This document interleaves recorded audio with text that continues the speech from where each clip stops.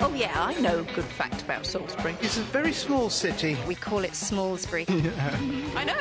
I can't think of a local landmark. Cathedral? Old Sarah, I think, is my favourite. Stonehenge. You can walk around the outside and not pay.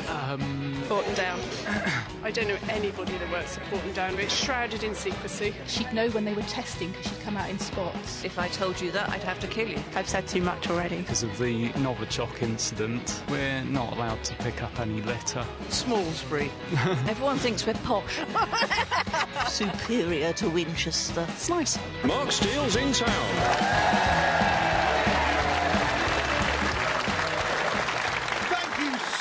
Welcome to Mark Steele's in Town, which this week comes from the beautiful city of Salisbury in Wiltshire. Wiltshire, a county that is mostly a huge army base, saying, "Don't worry, Salisbury, we'll protect you from Swindon." Because this is a genteel town that is never in the news, except maybe when otters are discovered in the cathedral, or it's the target of international espionage. It's just a jolly city where nothing happens.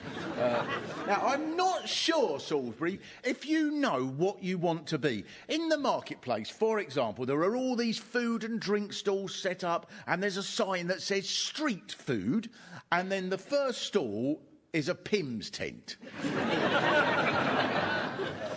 One of the messages that I was sent about Salisbury went, "I once got mugged outside Sainsbury's for a coconut." People think it's all cathedral this and Magna Carta that, but see, there's a dark underbelly.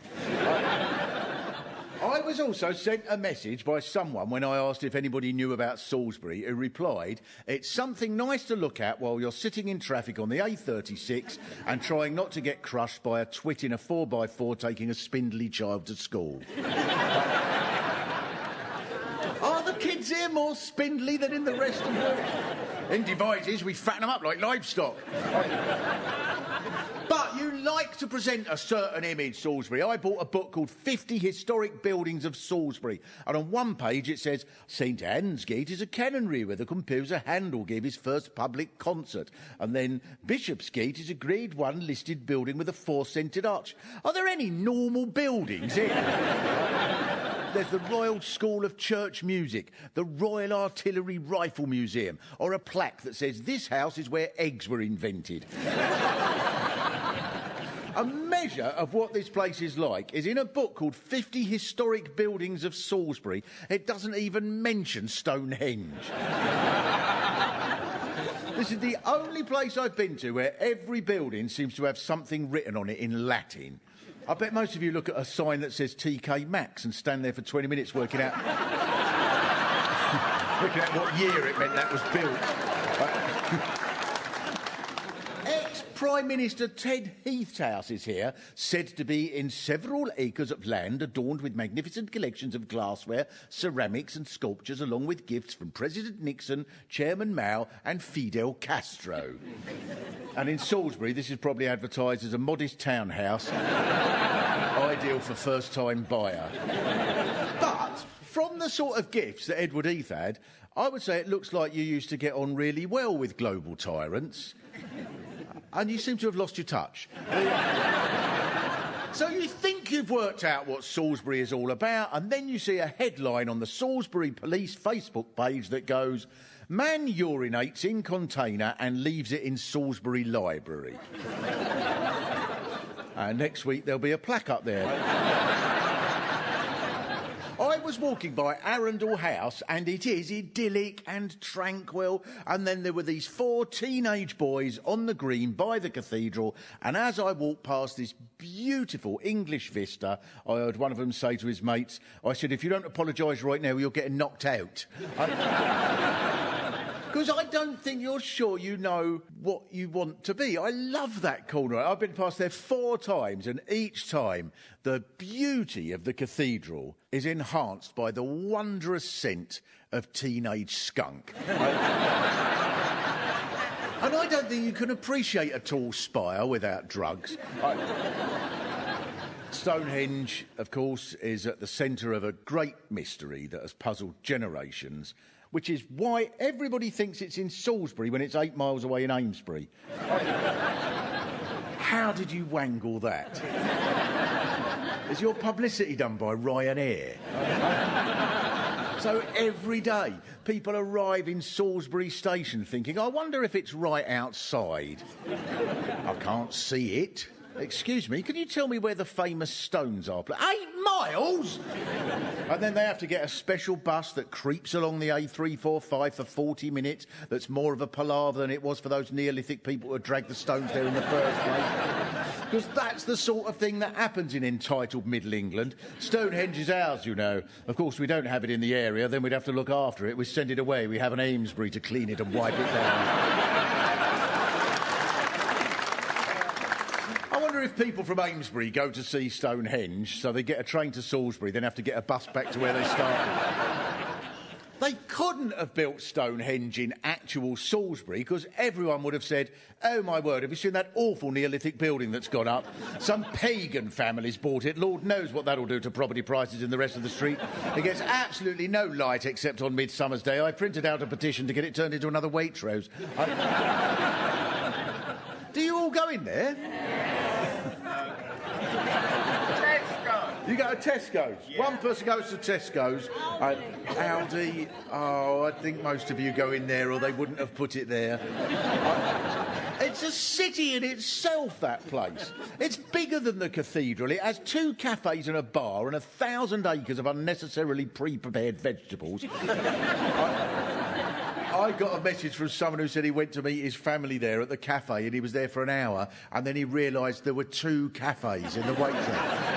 A supermarket with 2 cafes. Don't look at me like that's normal, Salisbury. That doesn't happen in Aldi, it doesn't. So it's always quiet here. Would you say it's always quiet here? No? By your own standards of quietness. The vicar was rather robust one Sunday. I saw a local website where someone asked if it was quiet, and this was the answer. On Saturday nights about 8 p.m, it can be noisy, and after the pubs close, it can be rough. Greencroft and the town path are best avoided at night. The lighting isn't good, so make sure you're accompanied by a friend and not a weirdo. Something I've noticed that you are really keen on here is that your car parks always shut on time. In the multi-storey in the centre, when I first come here to look round, right, there are notices everywhere saying, this car park shuts promptly at 8. I have never seen such an angry sign. No wonder it gets noisy about 8. There are hundreds of people screaming, quick, the car park's about to shut. Oh, Jesus. I don't want to get locked in again. Ah! And almost as impressive as your Waitrose is the second biggest building in the city, the cathedral, with reputedly the tallest spire in Britain. It can be seen from hundreds of miles away, this thing. It's vast. I imagine if God could speak to you, he'd say, that's a bit more than what you need, isn't it, Salisbury? According to my history and guidebook, for a while, the spire wasn't as tall as the one in Malmesbury. So it wasn't even the tallest spire in Wiltshire. Luckily, the Malmesbury one blew down in a storm. So you went back ahead, and then St Paul's was taller, but then that spire burnt down, and so was the one at Canterbury. That was taller than yours, but that one burnt down as well. No one dare build one taller because of your dark underbelly. I hear there's going to be a taller spire in Winchester. I don't think so. So you've got an absolutely massive cathedral with this huge tall spire. Do you know the height of the tall spire?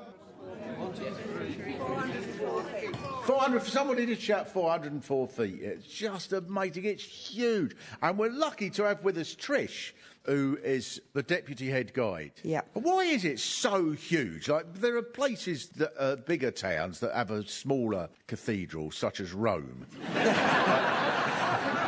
Was it mostly to beat Winchester? Definitely. I lost a very expensive bottle of red wine saying that Salisbury's nave was longer than Winchester's. It's just... Oh, that is so Salisbury. You do have betting, but it's not in the horses, it's on who's got the longest nave. Well, I was looking up at the pillars, and what's happening to them? Right, so the cathedral was built in 38 years, from 1220 to 1258. But then they thought, we've only got a stumpy tower, let's build a great big spire. So they added the tower and spire on about 50 years later. That extra 6,500 tons, the pillars at the central crossing just went, oh, no, no, no. And so they're bending. So they've been bending for about 500 years? Just about, yeah. So, you know, if you see any guides running, run after them. You all know about this. Do you know about the dipstick thing? Do you want to tell us about that, Trish? That's an amazing thing to see in a cathedral. Well, they all said they know about it. Well, they do, but the thing with the radio is it goes out to other people who aren't inside. In Trish's defence, I bet you were all thinking that, but surely nobody outside Salisbury listens to Radio 4. Surely it's a station entirely dedicated to the people of Salisbury, isn't it? I often wondered why they had the shipping forecast. South East Iceland is nowhere near Salisbury. OK, the dipstick, OK. The cathedral's about 100,000 tonnes of building material, and we've only got 4 feet of foundations, and below that is 27 feet of compacted gravel with water running through it. And the dipstick, we put it down into a borehole to show visitors the water. And the principle of that, if you go to the beach and the sand's dry, if you try and build a sandcastle, it falls over, but add a bit of water to it and you get a really firm surface. So you've got to have just the right amount of water, and if there isn't the right amount of water... It'll fall down. Right. I love the way it's just laughed off. If it was a council flat, it would be condemned. Yeah. Tell us about the bumping stone. What's that? The bumping stone. Well, Salisbury's had a boys' choir for over 1,000 years. When the cathedral boys are made up as full choristers, there's a stone in one of the aisles in the cathedral where they get the head bumped 7 times on it. You know, this is... Not only would that be illegal under the European Court of Human Rights, that would be illegal under the Magna Carta that is right next to where it happened. No, it's brilliant. I do love it. It's an amazing building, the cathedral. Every corner has some amazing stained glass window. In one corner is one of 4 surviving documents of the Magna Carta, and it costs £9 to get into the cathedral, unless you're from Salisbury, and then you tell them your postcode, and you go round for free. And if you're from Amesbury, it's 35 quid. When you go out Salisbury, I'm sure Trish would agree with this, right? I'm not insulting it. It holds another record. It is the most Middle England building in the world. Songs of praise would be considered raunchy there. It's like the Archers, but with gargoyles and a spire.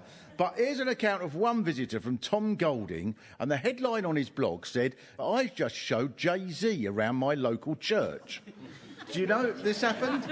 Do you know who he is? No, what am I talking about? What am I doing? Perry Como would be better. But it was Jay-Z. The blog goes on, tables of tea and biscuits lined the cloisters, streams of home counties OAPs filed past, all of them greeted the cathedral's dean, blanking Jay-Z, apart from the occasional intrigued glance. I expect there was the odd one who said, "Excuse me, Mr. Z, have you brought Beyoncé with you? Oh, you've left her at home. Well, then no matter how many problems you encounter while visiting our cathedral, at least a bitch ain't one." Then someone said, "He's a singer," and whacked him over the head with a bumping stone. It is astonishing, this cathedral, but it's bending all over the place. I mean, how much do we know how much it costs to maintain it? £14,000 a day. What? I don't want to be all Daily Mail on it, but £14,000 a day? And that's before the heating bills go up. Salisbury isn't just about history, it's still important now. I was sent a message that when everyone in Salisbury knows someone who is allegedly something big at Porton Down. I was hoping to speak to someone at Porton Down, but it's strange, nobody knows anything about it. Porton Down is the scientific research base run by the Ministry of Defence. So you hear people say, my brother works there and he says they've been paying people £30 each to sit in this bath of green stuff and now they've all got the heads of a walrus. Does anybody here know people who work there? Yeah. You all know someone who works there? Yeah. Do any of you work there? It's spooky. I didn't go round, I went past. An article in The Guardian says one Whitehall official remarked that Porton had an image of a sinister and nefarious establishment. It is creepy. You drive up a country lane and you can just see it behind all this security. I'm not normally a conspiracy theorist. I don't have time for these people who go, I was reading on the internet, right, that there's no such place as Southampton. Right? But when you pass this place, it does cross your mind that you might disappear and end up being grafted onto a llama. It's admitted that over 30,000 experiments have been carried out there. What experiments? Is no one here bothered? Are you all in on it? No wonder you seemed so calm when the Russians came here with poison. A gentle breeze from Porton Down and you get much stronger stuff than Novichok just landing on your sandwich. But strangely, even though no one likes to speak about it, lots of people have advised me, don't mention Porton Down. My neighbour knew someone who heard they invented COVID in there and they were carrying it in a box to China and dropped it and it leaked out and that's how it started. And a man in a white suit came up to my neighbour's mate in the White Hart and told him not to tell anyone, but he did tell people at a barbecue and the next day he blew up in an accident with a Catherine wheel. So make of that what you will. But there is something else about Salisbury which is amazing, which is that the whole city was moved because Salisbury used to be called Old Sarum, which was 2 miles up the road on top of a hill, and there was an Iron Age fort, and then the Romans developed it before William the Conqueror came here from Winchester and officially recognised it, and a royal castle was built there, and then in 1226 the whole place was just demolished completely, and everyone started again down here. And now there are coach trips to Old Sarum, and it's £6.60 to get in. So you deserve immense credit, Salisbury, for making Old Sarum a tourist attraction when the thing that makes it interesting is there's nothing there. And people seem happy to say, we paid £6.60 and it was excellent value because there's literally nothing. There's just a field with nothing. It's amazing. You stand there thinking there used to be something here, but it wouldn't have been worth visiting then because there was something there. Now there's nothing, so I'll be sure to come again. And the tourist guide boasts the site offers a spectacular view of Salisbury. So they even convince people to leave the place where there are things, to pay, to get into the place that has nothing, so that you can look back at the place where you started that has something. And when you're in actual Salisbury, you already have a view of Salisbury for free. The Old Sarum website says, why not take out membership from £53? Yes, why not? And then you can go and see nothing whenever you like. Do they have other offers? For just £200 a year, you can visit anywhere where there used to be a branch of Woolworths, but now there's nothing. While I was up there, I noticed a sign on the car park that said, this car park shuts promptly at 4 p.m. So don't take too long looking at where you've just come from that has something, or you won't be able to get back there. A lovely man called Ben showed me round, and he told me that he got back to his car just before 4 one day, and the gates were already locked. What a funny way to run a city. All the values of slightly conservative but a bit liberal Middle England, but with just a hint of communist China. It is fascinating why the city was moved. There's a variety of theories, but the one that seems most common is the wind was so strong that sometimes divine offices could not be heard. So they moved the entire city because up on top of the hill it was windy. Noah was tested by God flooding the earth. Jesus spent 40 days in the wilderness. But if the Bible had been written here, it would have gone, and Jesus saith unto the Israelites, preach the word, but not today, as the breeze will go right through you. According to an article in The Guardian, recently discovered documents show the clergy also complained of bullying by soldiers stationed at the castle. And one document that was found mentions a soldier saying to a priest, "If you don't apologise for that sermon, you're getting knocked right out." So the bishop had to decide where the new city should be, and according to the Visit Wiltshire website, the story has it that an archer based at Old Sarum decided where to build the city by shooting an arrow into the valley, and wherever the arrow landed would be the centre of the new city. And he was actually facing the other way, but the wind was so strong it blew the arrow back over his head down here, and that's how this ended up as Salisbury. And the saddest part is if they had moved Salisbury the other way, they would have put it in Amesbury, which would have been much more handy for Stonehenge. When they'd worked out where to go, they had to dismantle the whole cathedral, and they took it down here to the new site bit by bit, a task that was hard enough but made even harder because every day the labourers would come down the hill with piles of masonry in a barrow and see the gates were locked as it was almost 4.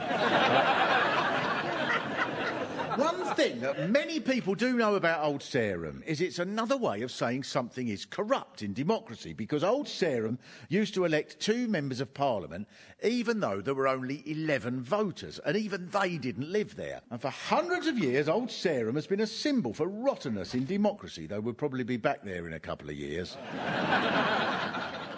But everything seems to be full of history in Salisbury. I went in the pub, the Haunch of Venison, and I opened the old wooden door, and as I walked in, there was a bloke right in front of me with a pipe in front of the fire, and he just went, "Good day." This pub is the finest in Salisbury. It's been here for 701 years. OK. And then I noticed that in the corner of the pub is a mummified hand in a glass case. And the hand belonged to a gambler, and it was chopped off because he was cheating at cards, and a man whose name is not recorded is said to have told him, "If you don't apologise, you're getting your hand chopped off right now." Do you all know about the Haunch of Venison? Yes. And the mummified hand? Yes. Pubs in other towns have a dartboard. Of course the pub is supposed to be haunted, of course it is. Normally I take no notice of that sort of thing, but I wouldn't be surprised with that place to find an account from 1323 of a man going through the wooden door, and there's a bloke with a pipe in front of the fire who says, "Good day, this is the finest pub in Salisbury. It's been here 2 years." There's so much here, Salisbury. Right, how many people know about the Giant and the Hobnob? I've found there's some fans of the Giant and the Hobnob. The Giant and Hobnob are in the museum. The Giant is about 10 feet tall and looks like Demis Roussos. And the Hobnob is a half-man, half-donkey creature, and they were created in the 1500s by tailors of the city. And the BBC website says, as a symbol of the guild, the Giant was ideal for exhibiting the clothing that the tailors produced. What sort of clothes were they making? The most popular theory as to why Giant and Hobnob were created here is they were actual people who went missing round Porton Down. And when they came back, that's what they looked like. Now, this is true. I went in a gift shop here. I wanted to get a Giant and Hobnob mug. So I said, "Have you got a Giant and Hobnob mug?" And she said, "What? You know the Giant?" I swear this is true. I said, "You know the Giant?" And she went, "Is that tall fella?" But of course there is odd behaviour here, because one of the world's most celebrated mystical religious monuments is right here, 8 miles away by an entirely different town. Do you often visit it? I went there. It's a brilliant day out. The visitors' centre is nearly 2 miles from the stones, so then you hear people moaning, "What a liberty. I've come here to admire massive stones that people dragged here hundreds of miles, and I've got to go all that way up there." It must be funny if someone's come to Salisbury, though, thinking it's here, and they're told, "No, you've got to get a bus." So they go, "Oh." So they get a bus to the visitors' centre. And then they're told, "No, now you need to get another bus." A lot of people complain when they're there. They go, "Oh, it's not as big as I thought they'd be." And they've got a point, because those lazy Neolithic bastards can't drag any stones bigger than that. Historians and the Time Team people and archaeologists have tried to work out exactly where they did come from, but hardly anyone knows where they are now, because everyone thinks they're in Salisbury when they're in Amesbury.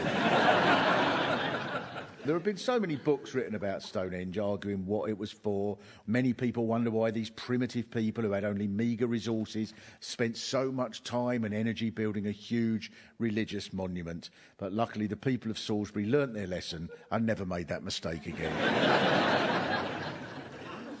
I think the most amazing thing about Stonehenge is just that it's been there so long. In 200 BC, people must have arrived there, and there was a bloke who said, "This is the finest Druid monument in Wiltshire. It's been here 2,981 years." In the 1990s, Stonehenge became a centre of political turmoil. All the New Age people and travellers were banned. There was a 4-mile exclusion zone set up around it, and this meant that the government was saying this is a sacred site dedicated to spreading positive energy and must be preserved, so anyone who goes near it will be frazzled with an electric fence and walloped with a cosh. Although if you were walloped with a cosh, you were immediately inducted into the Stonehenge choir.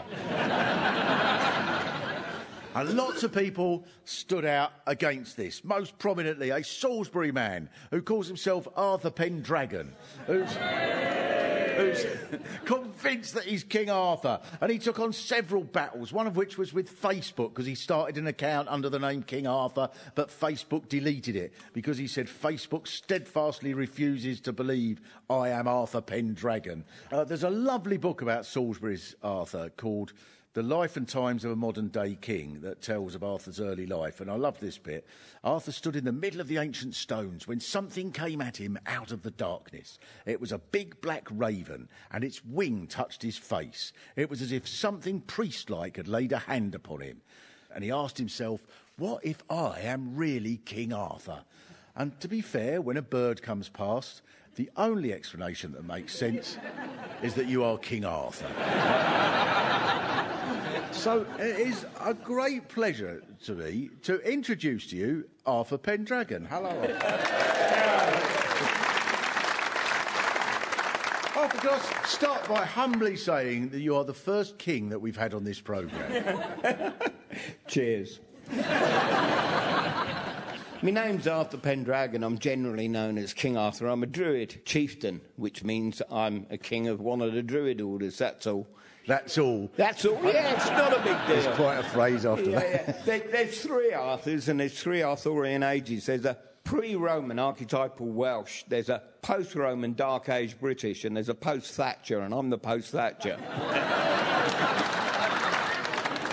I've so many questions to ask you. You got a sword when you realised that you were fulfilling your destiny. You got a sword. I got a sword. It's called Excalibur. So you were in court, and according to the book, Arthur was told he couldn't bring his sword into the courtroom. If you think about it, I'm a Druid sword bearer, so I have the right to bear a sword. There's a clue in the name, sword bearer.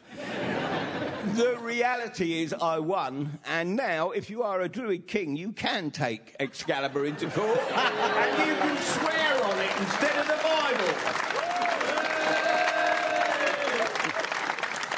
Oh, and another thing I won was the right for pagan prisoners to wear their robes in the privacy of their own cell. Well, I had to go naked on the block to win that one. Yes, I was going to read this bit out. Yeah. This is from the book. You take a sword off a Druid sword bearer and you make him naked. You want naked, and he removed his robe to stand naked. This earned him the title of the 10th most outrageous person in Britain, according to Loaded magazine. Yeah, yeah, that was at the Royal Courts of Justice. I mean, they wouldn't let me in when we saw, because I was going to swear on it. So, yeah, that's what I said. And as soon as I took the robe off, they changed their mind and let me in. If they ruled against me, they'd have to rule against all the other sword bearers. Of every lodge has a sword bearer, etc. So they'd be ruling against themselves. I'll give it to you, Arthur. You have made it sound utterly plausible that we should all go round with a sword. I convinced them. How many times do you reckon you've been arrested? I've been arrested a number of times, mainly over environmental issues, but I did have a rather infamous barrister at one stage. I was in Salisbury Magistrates Court here as the very first arrest for the new offence of trespassary assembly, which Thatcher brought in with the new Criminal Justice Act. And the young barrister who assisted me went on to take the government to the European Court at Strasbourg, where I won, and that's why we no longer have the exclusion zone. And that young barrister is now the leader of Her Majesty's opposition. Not that he's opposes much these days, but it was Keir Starmer.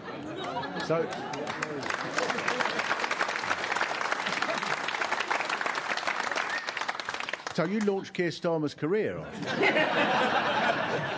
He helped me when he was a young barrister. If he becomes Prime Minister, you're going to call in any favours? Yeah, I'll try. Right, I've got one more question to ask you here. Right, so how many times have you stood for election? I've stood here in every single general election since in the late 80s, and every time I've increased my vote. I haven't won my deposit back yet, but who knows? I may do, because I'll be standing again in 2 years, and hopefully some of these nice people will be voting for me. Yeah, no, they will. Thank you so much to Arthur. I think it's a shame. The biggest shame is that they don't bring back the old rules about voting in Old Sarum, because Arthur could stand there and win easily. I think Arthur suits Salisbury, and to be fair to him, he only changed his name. You changed your name and the entire location of the city. And maybe it's that spirit that attracted your most dramatic tourists in recent years, the Russians, because Putin's agents came here to assassinate an enemy, and they were caught, and according to The Guardian, the one called Alexander Petrov explained the reason for coming here as, our friends had been suggesting for a long time we visit this wonderful town. We went to cathedral in Winchester, but it was shit cathedral.